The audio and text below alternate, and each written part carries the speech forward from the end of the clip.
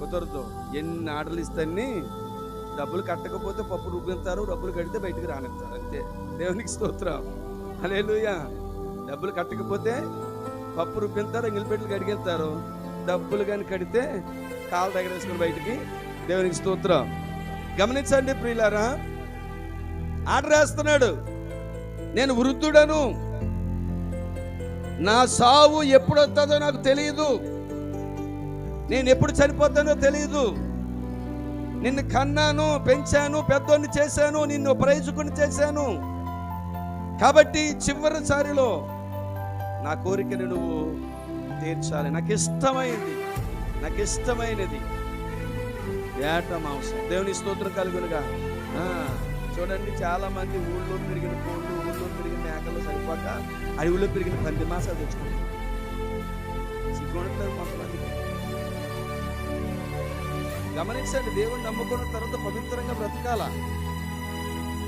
లేనిపోని జబ్బులు తెచ్చుకోవడానికి పంది మాసం తింటేనంటే పాత నిప్పులు బయటకు వస్తాయంట. ఇలా తెలియక అది తింటున్నారు. పోట్లాడించి కత్తులతో పోయించేసుకుని ఆ మాంసం మరికొని తెచ్చుకొని తింటున్నారు. క్రైస్తవులకి తగదు, అది చాలా శాపం.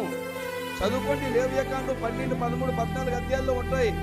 మనం ఏది తినాలో ఏది తినకూడదో శాపం మనమే తెచ్చిపెట్టుకుంటున్నాం. దేవుడేమో దీవెనిస్తానంటున్నాడు. రండి, నేను మీకు దీవెనిస్తాను, నాకు ఇష్టమైనది నాయనా, అడవికి వెళ్ళి వేట మాంసము తీసుకురా, అంతే. దేవుని స్తోత్రం. అప్పుడు అంటున్నాడు ప్రియులారా, కొడుకు అభిప్రాయం ఎలాగుందో తెలుసుకున్నాడు. అంటాడా అర్థమవుతుందండి? అంటాడా వెళ్తానంటాడా, వెళ్ళంటాడా, వింటాడా, తిరగబడతాడా? ఈరోజు తిరగబడతలేదా? సార్ వాళ్ళకి అడిగితే లాగలేని పాపం పెట్టుకొని కూర్చున్నారు ఈరోజు కూతుళ్ళు కానీ కొడుకులు కానీ. గమనించండి, అమ్మ కానీ ఏదన్నా మాట అంటే చాలు గుడ్లు తిరిగి పడిపోతున్నాయి, ముక్కులు తిరిగిపోతున్నాయి. ఏమండి, తిరగబాటు. ఏమో అనుభవపూర్వకంగా ఇస్సాకు అలాంటి సన్నివేశం వస్తుందేమో అని అక్కడ చక్కగా ఆలోచన చేస్తున్నాడు. మనోడు వెళ్తాడా వెళ్ళడా, అసలు ఊనంటాడా కాదంటాడా అని చూస్తే మనోడు సాఫ్ట్గా సామరస్యంగా ఆ తండ్రి మాట వింటూ ఉన్నాడు. దేవుని స్తోత్రం కలుగునుగా. ఏమండి పిల్లలు గమనించండి, నాకంటే మీరు జ్ఞానవంతులనే కాదని అన్న, కానీ తెలివైన వారిలో పందిని చేయగలరు. కానీ ఆత్మీయంగా చెప్తున్నాను, దేవుని సేవకుడు మాటను కుట్టేది నువ్వు ఎప్పుడు బాగుపడవు. శరీరకంగా అది నేను చెప్పలేను, కానీ ఆత్మీయంగా దేవుని సేవకుడి నోటిలో వచ్చే ప్రతి మాట ఏ కుటుంబం అయితే ఉంటుందో ఆ కుటుంబాన్ని దేవుడు దీవించేస్తాడు. ఆ కుటుంబం మీదకి దీవులు అలాగా ఆశ్చర్యంగా వస్తాయి. కాబట్టి ప్రియులారా, తిరుగుబాటు చేసే వాళ్ళు ఎక్కువైపోయారు, కాబట్టి ఎదురు మాట్లాడే వాళ్ళు ఎక్కువైపోయారు, కాబట్టి వెనక గొయ్యలు తీసే వాళ్ళు ఎక్కువైపోయారు, కాబట్టి మేసేగాడిదని కూసేగాడిని వచ్చి పాడు చేసే వాళ్ళు ఎక్కువైపోయారు. కాబట్టి ఈరోజు సంఘాలలో ఈ సెదారం పోవాలి. అందుకనే సామెతల గ్రంథం 28వ అధ్యాయం 1వ వచనం చెప్తుంది, దుష్టుడు ఎవడు తరుము కంటే వాడంతటి వాడే పారిపోతాడు, నీతిమంతుడు సింహం వలె ధైర్యముగా ఉంటాడు. దేవుని స్తోత్రం కలుగునుగాక. ఏదేమైనా 600 నువ్వు రారైనా నువ్వు ఎంత అంటే చెప్పుకో, కానీ మేము రామంటారు అంతే కొత్త పిల్లలైతే.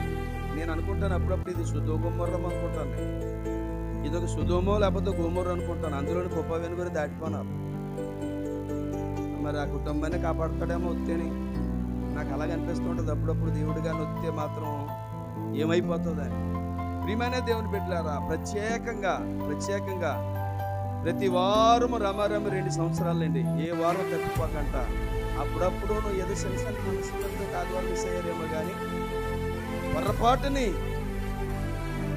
ఒక ఆటోకి సాధ్యం ఇచ్చుకొని మళ్ళీ సాధ్యం పెట్టుకొని ఆటోకి వెళ్ళి దేవుని సన్నిధికి వచ్చి అర్పణం ఇచ్చి ప్రతి ఆదివారం దేవుని సన్నిధి ఆరాధిస్తూ ఉంటే దేవుడు ఏమైనా ఊరుకునే పెడతాడా చెప్పండి? నీ విశ్వాసాన్ని పెట్టి, నీ భక్తిని పెట్టి ఇది మొదలుకొని నేను నిన్ను ఆశీర్వదిస్తాను. దేవునికి స్తోత్రం కలుగును గాక. హల్లెలూయా. చెప్పాడు తండ్రి కుమారుడితో. అసలు ఈడు స్వభావం ఎలాగుంది? ఈడు నా కడుపునే పుట్టాడు, నా రక్తమే పంచుకొని పుట్టాడు, నా బిడ్డే. కానీ పెరిగి పెద్దోడు అయిన తర్వాత ఈడు హావభావాలు ఏమన్నా మారిపోయాయా, లేదా లోబడే నాకు మాట వింటాడని ఇస్సాకు తన కుమారుడిని ఏసావుతో చెప్తున్నాడు. ఆ తర్వాత చెప్పాడండి, తర్వాత చదవండి.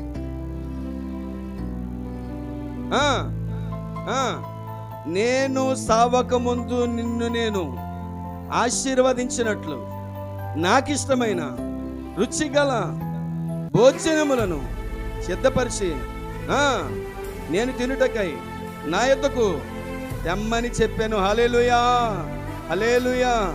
ఫస్ట్ ఏమన్నాడు? నాకు ఇష్టమైన వేట మాంసం అడవికి వెళ్ళి తీసుకురా, తర్వాత సిద్ధం చేసి నా యొద్దకు తీసుకురా, నేను తిని